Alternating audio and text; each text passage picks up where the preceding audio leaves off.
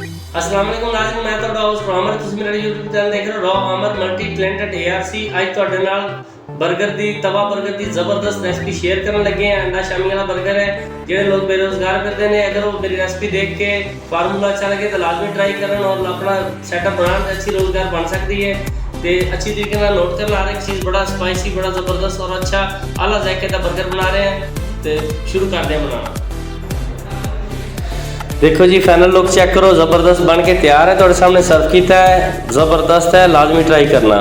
बनाना शुरू करते हैं जी। एक अदद अंडा ऐड किया है, इसके अंदर एक चुटकी नमक, एक चुटकी लाल मिर्च इसके अंदर ऐड होएगी, एक चुटकी हल्दी और एक चुटकी जीरा पाउडर इसके अंदर ऐड करांगे ताकि खुशबूदार अच्छा अंडा बन के तैयार होएगा। बर्गर चो बड़ी खुशबू आनी है। फेंट रहे हैं थोड़े सामने, देख लो इस तरह फेंटना है जिवें बंदा मुखालफ नूं फेंट रहा है। जोरों शोर ना फेंटना, अच्छी तरीके नाल इहदे अंदर गुटली वगैरह ना रह जाए और इतना फेंटना है जिवें बंदा मुखालफ नूं ज़ाया नहीं होने देंदा ना, इनू ज़ाया भी नहीं कर लेना फेंटते। ये भी खास ख्याल रखना है।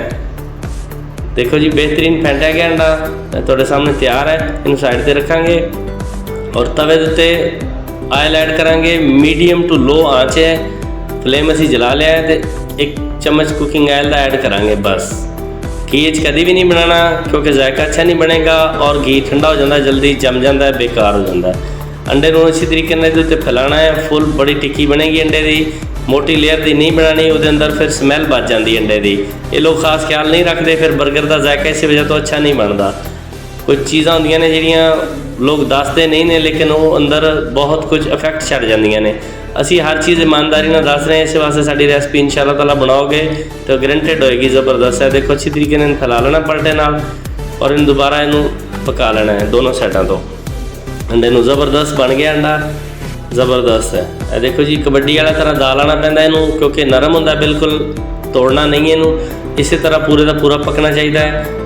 यह देखो जी कबड्डी वाला दाल आके तुसीं इनू चकना है, इस तरह देखो और चक के इनू यकमुश्त पलट देना है। ज़बरदस्त पलट देता है। इस साइड तो भी पकावांगे। तुसीं देख लो कलर अंडे का, फ्लेम बिल्कुल लो है इस वजह तो कि ताकि जल ना जाए अंडा, फिर उसका जायका ख़राब हो जाएगा। एक दफ़ा दोबारा पलटिया, देखो बेहतरीन बन गया है, फ्राई हो रहा है। ये अंदर निशान लावांगे पलटे ना तो कटिंग करांगे हम ताकि ये दो पीसिस बन जाएंगे। ये देखो जी वाह जी वाह, ज़बरदस्त दो पीसिस हो गए ने तो बेहतरीन। इनू पका लिया, इसका कलर चेक कर लो, फाइनल देख लो, ना ये कच्चा रह गया तो ना ये ज़्यादा पक्या है। ज़्यादा पक्या भी बेकार हो जाता है तो कच्चा जो उन्होंने स्मैल बड़ी बुरी जी आती है। ज़बरदस्त है। देखो ब्रैड लेना है, फ्रैश ब्रैड लेना है जो भी लेना है, ज़बरदस्त 2-3 दिन वाला नहीं लेना, बर्गर अच्छा नहीं बनेगा, जूसी नहीं लगेगा। है देखो हल्का जो गर्म करांगे, थोड़ा जहा फ्राई हो जाएगा ऑयल के अंदर जायका ताकि अच्छा बन जाएगा। और मिल्की ब्रैड लेना है जो भी लेना है, सादा नहीं लेना। इस चीज़ का भी खास ख्याल रखना। लोग पकड़ते हैं जो आया हथे ब्रैड दब दिता, नहीं फिर जायका नहीं बनता, बाद च कहते हैं बर्गर खाता मज़ा नहीं आया। वजह होती है कि खुद ही नहीं पता होंगे बर्गर वाले मैं की दे रहा कस्टमर को। एक अदद शामी चिकन शामी इधर ऐड की है, देखो बना के असीं रखी सी पहले ऑलरेडी तो फ्राई की सी बेहतरीन, ये ऐड कर देती है।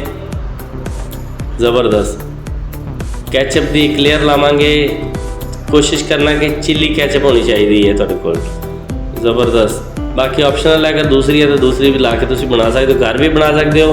जो लोग बेरोजगार फिरदे ने वो भी ट्राई करन इंशाअल्लाह ताला बनान। ये अंदर सैलड ऐड करांगे जी, बंद गोभी, प्याज और शिमला मिर्च, 3 चीज़ां जांदियां ने, ना घट करनियां ना वध। अच्छा जायका लेना तो बर्गर का। बाज़ लोग होंदे ने वह नहीं खाते, वो नहीं खाते, स्किप कर देने, फिर जायका भी खराब हो जाता है। बर्गर मायनीज़ की एक लेयर लावांगे दे अंदर, ये हर कोई लांदा तकरीबन, लेकिन असीं इहदे अंदर डबल लेयर लावांगे मायनीज़ की। तो अंडा ऐड करांगे। अंडे तो बाद असीं खुद बना के रखी गार्लिक वाली मायनीज़, उहदी एक लेयर ऐड करांगे। ब्रैड में थोड़ा तब्दील करता है ताकि जल ना जाए थलों पिया गर्मी नाल। ए देखो जी ये गार्लिक बना के रखी असीं मायनीज़ खुद अपनी तैयार की बेहतरीन, ये ऐड करांगे। इहदे नाल बड़ा ज़बरदस्त जायका बन जाता है, बड़ा अच्छा जायका बनता और जूसी बर्गर बनेगा। एक अदद अंडा दोबारा इनू करांगे ताकि ये अच्छी तरीके अंडे नाल कोटिंग करिए। बाद लोग इसी तरह कट के दे देंगे, कस्टमर खाने लगे बड़ा परेशान होता, विचों समान अद्धा बाहर निकल जाता बर्गर के, खाने का उन्होंने मज़ा ही नहीं आता। इस वास्ते ईमानदारी नाल बर्गर बनाओ। जोड़ा भी बनाता ढाबे वाला वो करते हैं, गलत नहीं करना चाहिए, कंजूसी नहीं करनी चाहिए, रेसिपी अच्छी बनानी चाहिए है। यह देखो अंडे नाल इन्होंने पैक किया, बिल्कुल बर्गर पैक हो गया। देखो कोई किनारा इसका खुला नहीं है, कोई मसला नहीं है। जिस तरह इन कस्टमर खाएगा बिल्कुल हर चीज़ जो चीज़ ਇਹਦੇ ਅੰਦਰ ਅਸੀਂ ਐਡ ਕੀਤੀ ਹੈ ईमानदारी ਨਾਲ ਉਹਦੇ पेट तक पहुँचेगी। ज़बरदस्त पैक हो गया, देखो जिमें मर्जी हिलेगा, कोई मसला मसाइल नहीं इतना पेश आएगा, कोई चीज़ जो बाहर नहीं आएगी। ज़बरदस्त बन गया जी, वाह जी वाह। देखो जिमें मर्जी इन्हू पलट रहे हैं तवे ते कोई परेशानी नहीं आ रही। जिस तरह पहले ब्रेड सी एक जान हो गया ब्रेड, बिल्कुल उसी तरह फाइनल हो गया जी। कटिंग करते हैं थोड़े सामने, छुरी फुल तेज़ होनी चाहिए जिस कटिंग करनी है, कट ना हो ताकि बर्गर की शेप खराब ना हो। सब तो अच्छी चीज़ होती है शेप सही रहेगी तो कस्टमर देख के खुश हो जाएगा। खाने नालों ज़्यादा देखने से उन्होंने ज़्यादा मज़ा आएगा बर्गर का। वाह जी वाह। ये देखो सर्व करते हैं थोड़े सामने, ये नाल तुसी चिली कैचअप लोगे और गार्लिक मायनीज़। ज़बरदस्त सर्व किया, अच्छा लगे लाजमी ट्राई करना। मिलते हैं एक न्यू वीडियो।